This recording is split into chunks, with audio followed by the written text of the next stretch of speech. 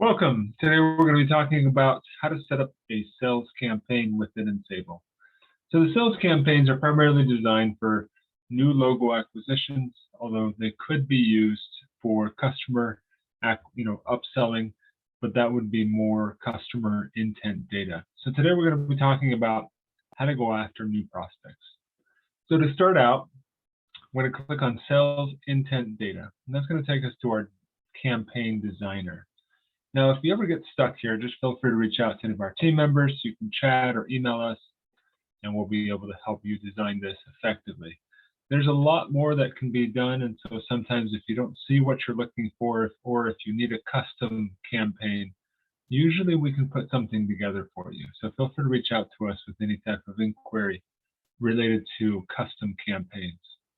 So when you're building a sales campaign, we're going to start out with triggers. Triggers are events or changes or sales intent data where there's something changing which likely indicates that there may be an opportunity to sell them something. And that's really the foundation to what we're doing here. This is going to create some type of a time element so that whenever you get a list where a sales campaign is being ran, this is going to have something new built into it. There's a lot of data in here, and there's a lot of ways to utilize the data. For instance, we have bad reviews. So this is related to bad customer reviews and bad employee reviews. And then there's subsections here. Now, some of these alerts have more data than others. So if you don't get data back, you can run a test list, and we'll show you how to do that. And that'll kind of give you an idea of how much data. So if you're looking for no work-life balance and you're looking at a very small city, you may not get a lot of data from something like that. And so it's something to keep in mind in how you play around with the different data points. Under business events, there's a lot of areas such as venture capital, natural disasters, news, partnerships, office moves, layoffs. Some of this is news related, some of this is other data points, but it's something that's related to the actual business. Job postings is also another hot topic. Usually a lot of our partners like to offer some type of managed service.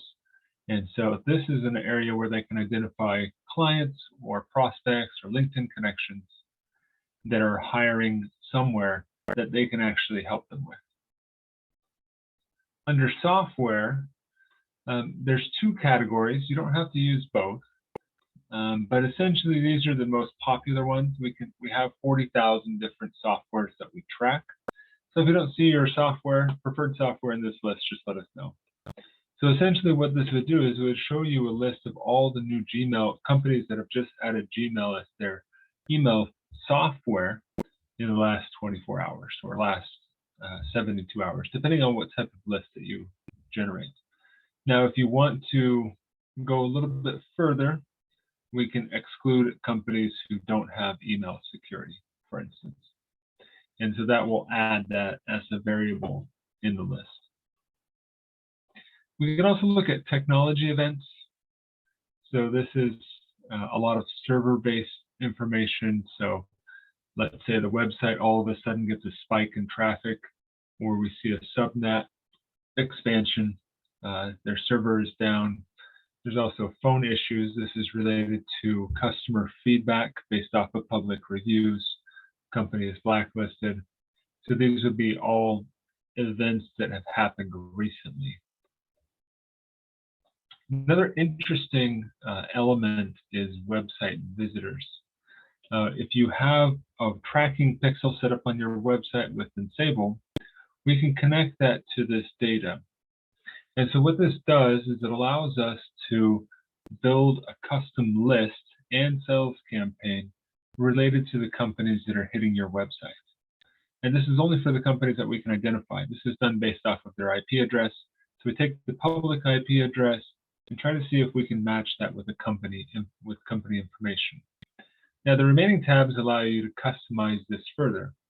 None of these are actually necessary, but if you have some geographic constraints, you can definitely add them in here. You can add as many as you want.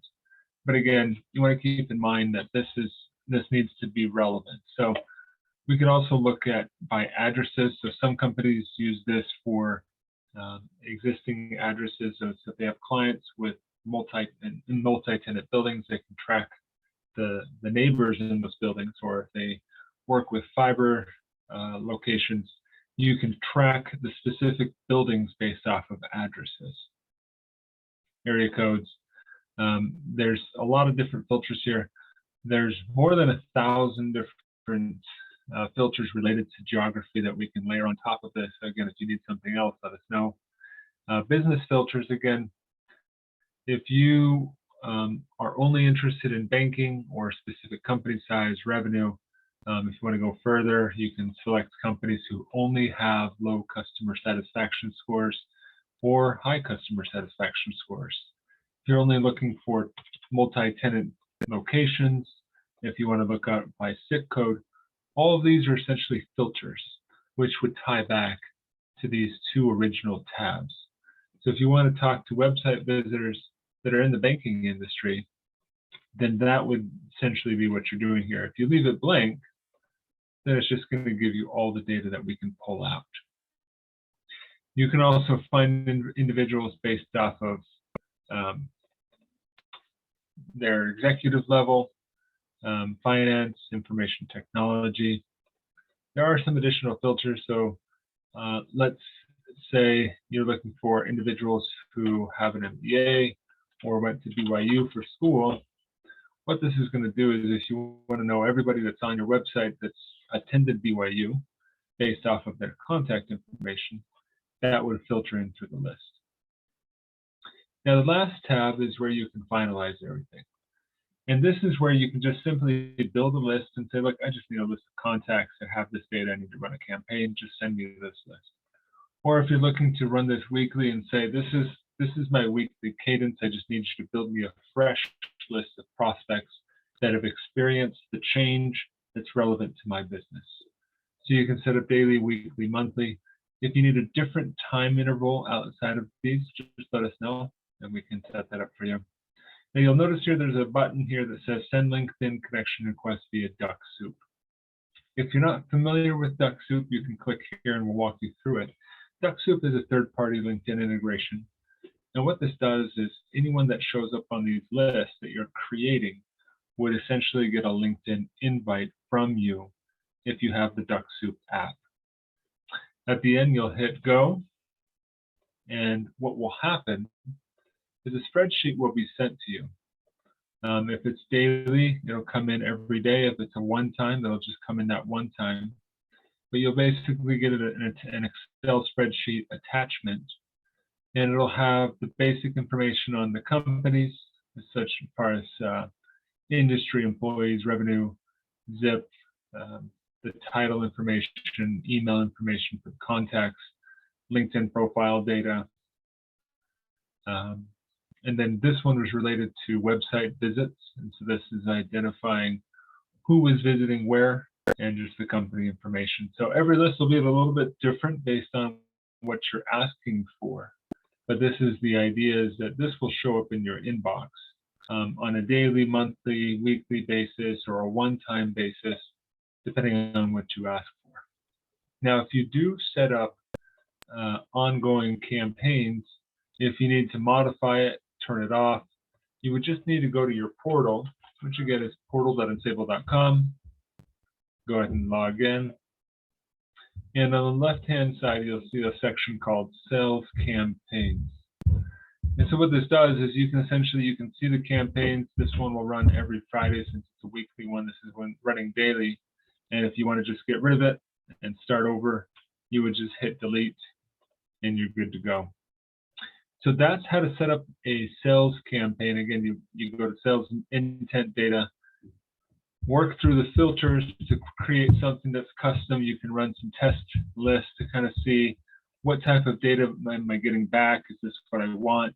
If you have any questions about how to set this up or to create a custom one, feel free to reach out to us at any time. And thank you. We'll talk to you soon.